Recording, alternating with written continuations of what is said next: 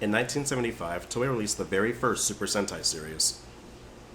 A group of colorful misfits in tight spandex in a quest to save the world, or something.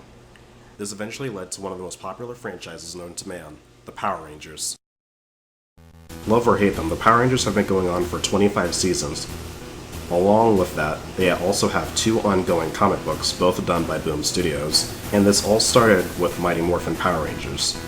Around the time it was airing, the company that owned Power Rangers, Saban, got the green light to do another Toei property, the Kamen Rider. The first Kamen Rider series to be adapted to an American audience was Kamen Rider Black RX, with its name changed to the Masked Rider. It has... Ectophase activate!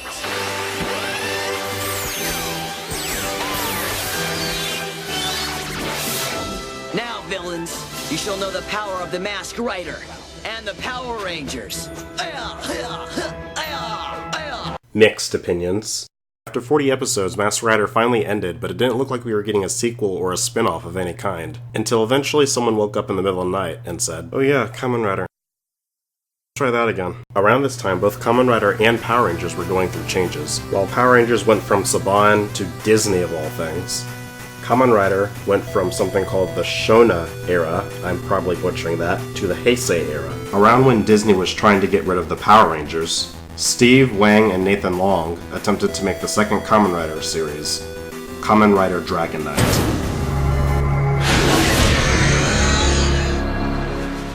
There are usually 2 types of people in the Kamen Rider community who dislike Dragon Knight, so before I go into the characters, I might as well get this out of the way, because I can also tackle on how it was made. The first point is, why isn't it like Masked Rider? And the second one is, why isn't it like Ryuki? Well, it does have its fans. Masked Rider is seen as a failure to a large number of people in the Kamen Rider community. One of the big things Masked Rider was known for is posing like the Power Rangers right before he transforms. And that's not necessarily something you can blame them for. They were trying to keep it a little consistent with the Japanese footage, like with Super Sentai. So the story starts off in a world called Vantara, where Kamen Rider Dragon Knight, aka Adam, kills all his best friends in their sleep so he can live in a dream world with his girlfriend after making a deal with the main villain.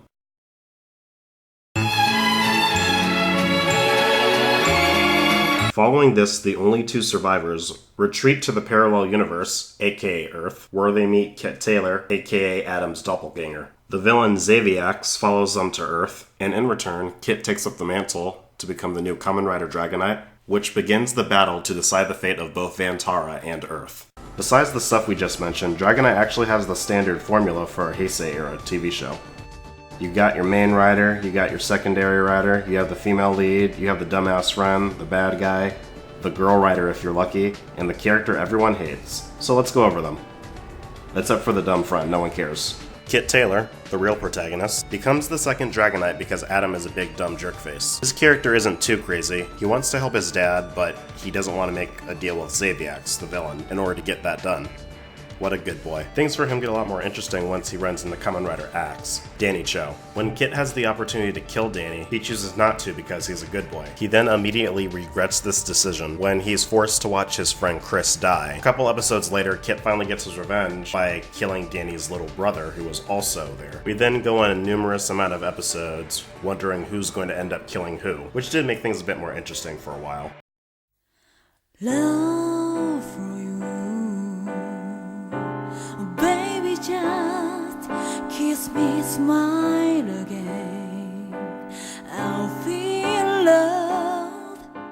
It's time to move on to Kamen Rider Wing Knight, aka Lin, the saddest character in the show because a certain someone had to kill all his friends. And to make things even worse for him, he's forced to fight his friends' doppelgangers, so he has no choice but to watch them die all over again. Well, at least his girlfriend's still alive.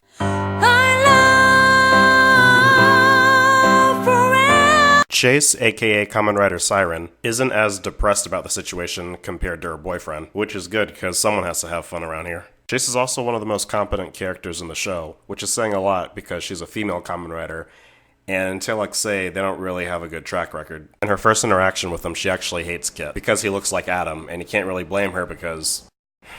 But after a while, the 2 of them become good friends.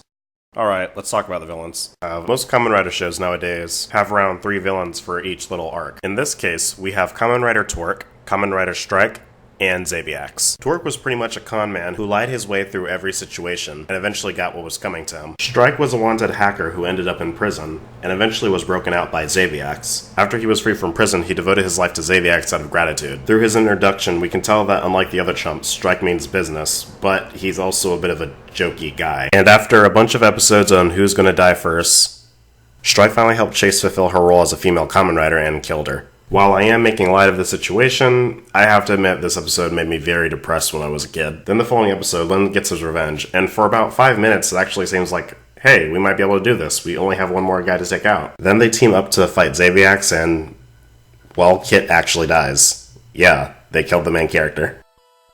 So let's talk about Adam. Growing up, I hated Adam with every single fiber of my being. If there was one thing that could get me mad about this show, it was Adam. This guy killed all of his friends in their sleep, all so he could be with a girl. That's not the only reason I hate him. The main reason I'm mad is because he's willing to work with the same guy again for the exact same reason.